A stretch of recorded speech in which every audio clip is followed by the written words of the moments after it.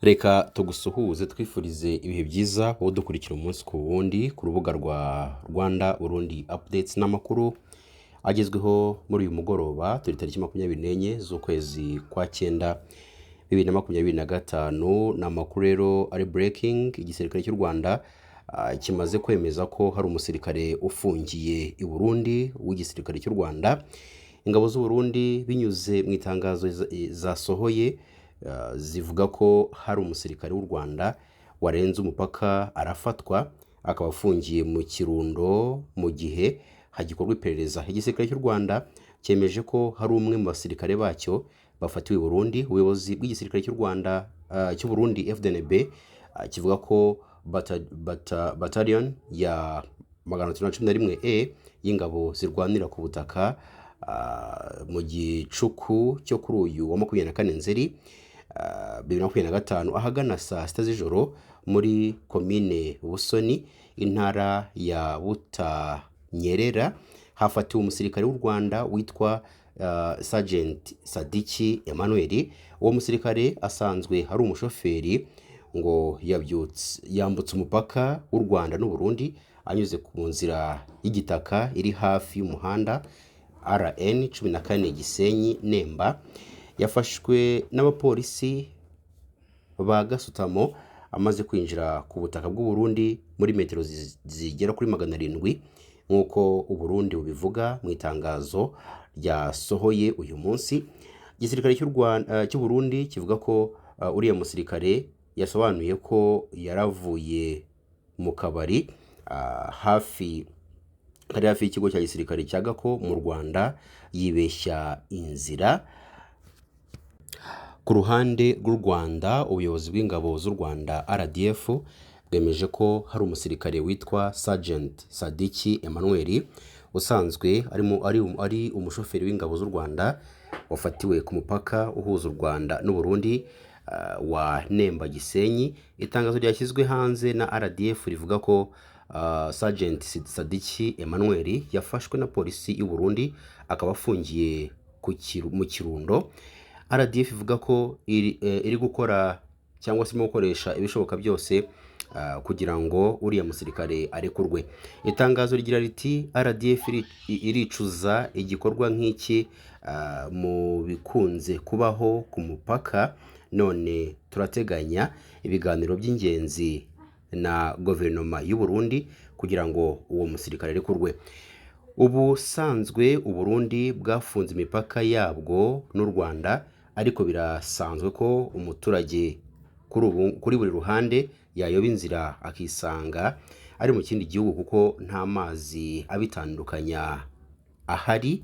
Reka tukubwire ko u Rwanda kuri uyu wa gatatu tariki 24 Nzeri rwakiriye imiryango 101 igizwe n'abantu bagera kuri 314 babaga muri Repubulika Demokarasi ya Kongo nyuma yo gutahuka ku bushake.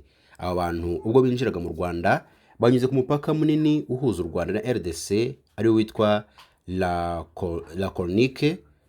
Bakiriwe n'umuyobozi w'akarere ka Rubavu Murindwa Prosperi wabasezeranyije ko hari imishinga myinshi y'iterambere ibategereje mu rwego rwo gufatanya n'abandi kubaka igihugu.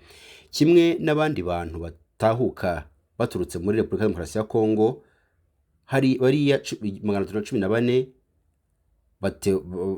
batahutse kuri uyu wa gatatu bahise bajyanwa mu nkambi ya Nyarushashi iherereye mu karere ka Rusizi, aho bagomba kumara igihe gito mbere yo gusubizwa mu miryango bakomokamo.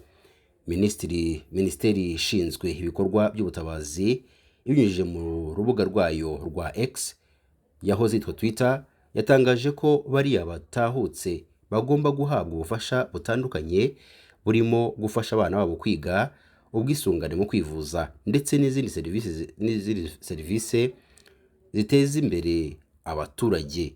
Iyi minisiteri kandi yavuze ko guverinoma y'u Rwanda ifatanyije n'ishami ry'umuryango w'abibumbye ryita ku mpunzi bagomba gufasha abatahutse gusubira mu buzima busanzwe no kubafasha kubakana ubuzima bwabo, icyizere ndetse n'icyubahiro. Mu karere ka Musanze umusore w'imyaka 22 y'amavuko wo mu murenge wa Kinigi mu karere ka Musanze bivugwa ko yari amaze igihe gito ashatse witwa Irakiza yiyahuye akoresheje umugozi nyuma y'uko umukoresha we yanze kumwishyura amafaranga 1,500 y'amafaranga y'u Rwanda.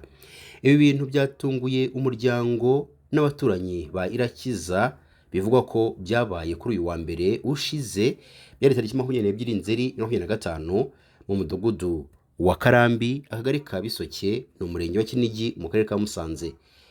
Bavuga ko mbere gato y'uko yahura yari yabanje kugirana amakimbirane n'umucuruzi wo mu gasantere kari muri ako gace, bivugwa ko yari yanze kumwishyura amafaranga 1,500. Bati yagiranye impaka n'umucuruzi nyuma y'uko atamwishyuye amafaranga 1,500. Nyuma yaho rero nyakwigendera byamubabaje kuko icyifuzo cye kitari giciyemo nk'uko yabyifuzaga. Ababyeyi banahageze barabyoroshya, ariko nyakwigendera ntibyamunyura.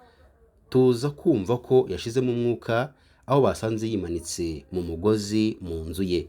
Undi muturage yakomeje avuga ko Irakiza yazize amakimbirane yagiranye n'umucuruzi wanze kumuha amafaranga 1,500 bumvikanye.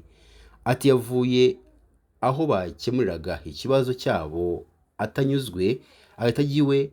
Umugore we aje akingwa asanga yapfuye, ahita ahuruza abaturanyi. Andi makuru agera kuri BTN TV dukesha iyi nkuru, abaka intandaro y'aya makimbirane yaturutse ku kutumvikana ku mafaranga y'umurengera umucuruzi w'akabari yishyuje Irakiza. Ati amafaranga bari banywereye ngo umucuruzi yarengejeho amafaranga 1,500 y'amafaranga y'u Rwanda. Ayo mafaranga 1,500 rero niyo bapfuye. IP Inyansi Nyirabakuzi,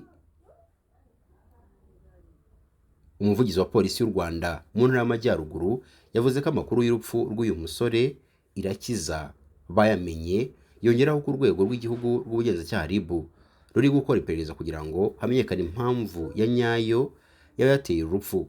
Yongeyeho ko iperereza riri gukorwa n'urwego rw'igihugu rw'ubugenzacyaha RIB ari naryo rizagaragaza intandaro y'icyateye urwo rupfu. Naho igisirikare cy'u Burundi FDNB kiravuga ko hari umusirikare wo mu ngabo z'u Rwanda RDF warayafunzwe na polisi ya kiriya gihugu nyuma yo gufatwa ku butaka bwa kiriya gihugu. FDNB mu itangazo yasohoye kuri uyu wa gatatu tariki 20 Nzeri yavuze ko uwo musirikare witwa Sergeant Sadiki Emmanuel yafatiwe muri komini Ubusoni ho mu ntara ya Butanyerera, ni muri Kirundo ya kera, saa 6 z'ijoro. Yavuze kandi ko uwo musirikare ngo usanzwe ari umushoferi yambutse umupaka w'u Rwanda n'u Burundi aciye mu nzira ibangikanye n'umuhanda RN 14 y'umupaka Gisenyi Nemba, hanyuma aza gufatirwa n'abapolisi bo kuri uwo mupaka muri 700 yaramaze kurenga. Igisirikare cy'u Burundi kivuga ko mu bisobanuro uwo musirikare yatanze ngo yari yavuye mu kabari kari hafi y'ikigo cya gisirikare cya Gako, birangira abuze inzira. Ngo yagerageje kandi guhunga ariko biranga bibi by'ubusa. FDNB bivuga ko Sergeant Sadiki kuri ubu ari kuri polisi ya Kirundo mu gihe gitegerejwe iperereza. Kugeza ubu ntacyo ubuyobozi bw'ingabo z'u Rwanda biratangaza kuri ikirego cy'u Burundi cy'uko umusirikare mu basirikare b'igihugu cy'u Rwanda RDF bafatiwe mu gihugu cyabo cy'u Burundi.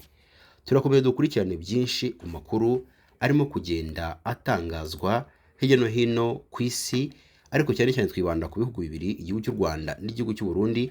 Rero jyuza wumva amakuru agezweho, wowe icyo usabwa ni ukora subscribe, nta kindi kintu tugusaba, ntago bigoye. Rero nukureba hasi gatoya video urimo kureba, urabona akajambo subscribe gakandeho, direzo gatoya, urabona akamenyetso kameze nk'inzogera nako ugakandeho kugira ngo udukurikire umunsi ku wundi.